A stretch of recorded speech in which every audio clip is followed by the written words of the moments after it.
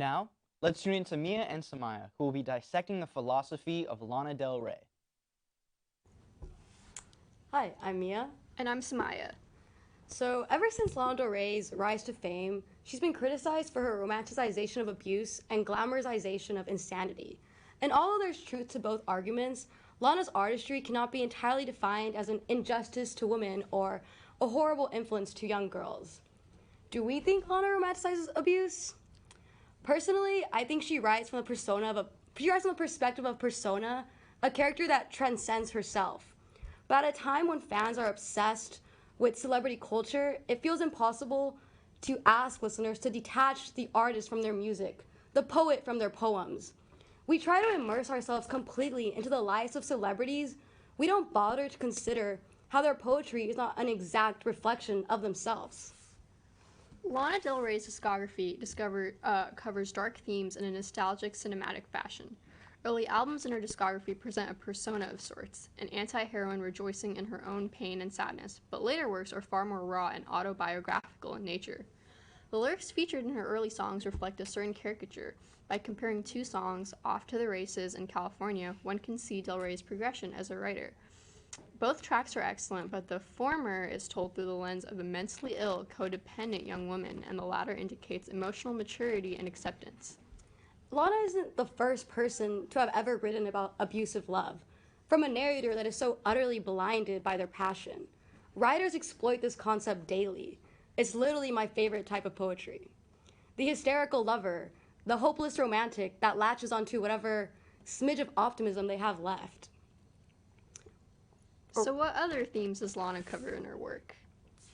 Her work bridges the gap between old and new, often combining orchestral samples with hip-hop drums to create her own distinct brand of alternative Americana.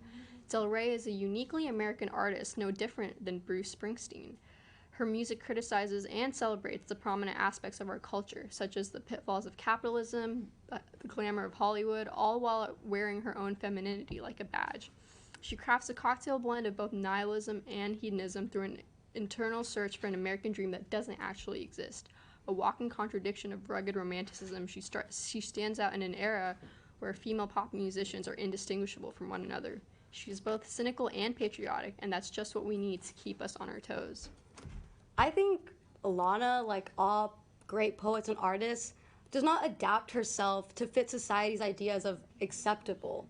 She will not censor her artistry in face of this new culture that walks on eggshells around controversial subjects. She is bold, she is authentic, she is contrarian. Her artistry is essential. We need artists that are free to roam the dark realms.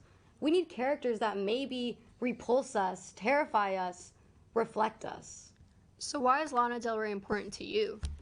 Okay, so as I just said about how Lana's creation of a character that is free to be evil or ugly or even unconventional, I think it's through these personas that we find ourselves, be it pathetic or problematic. She provides a comfort that, although may not be correct or traditional, it feels true. I'm not going to say that everything she says is a reflection of me. It's not even a reflection of herself. But I admire her ability to create such a beautiful depiction of draining love. I don't listen to Lana to feel the sudden need to be in pain and in love. I listen to Lana because I feel like I'm always in pain and in love. I started listening to Lana Del Rey in middle school, and I still do to this day. Her work has had a huge influence in how I interpret both pop culture and nostalgia. She also helps me explore my American identity, something I feel is widely ignored in today's mainstream discourse. What is your favorite Lana song? My personal favorite would have to be Off to the Races. Okay. What about you? From Born to Die, I've been listening to that song like repeatedly, just because I love when like it gets a little fast. I don't know what I'm talking about, but like Watch Me in the Bedroom, Bathroom. Yeah. Don't want to get censored, but I think from that album I like Ride, and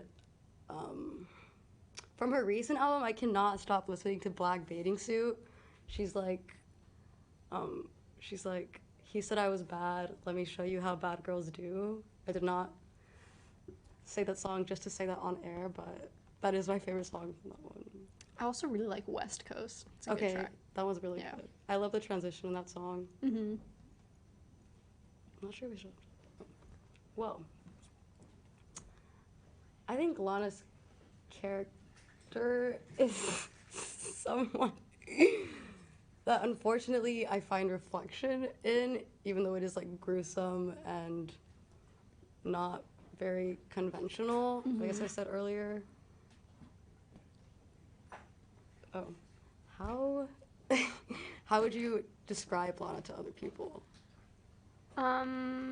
I would describe her as a unique songstress, and I think that's all the time we have for today. Back to the host. Songstress is a great word. Wow, I'd never thought about Lana Del Rey that way. So much to think about.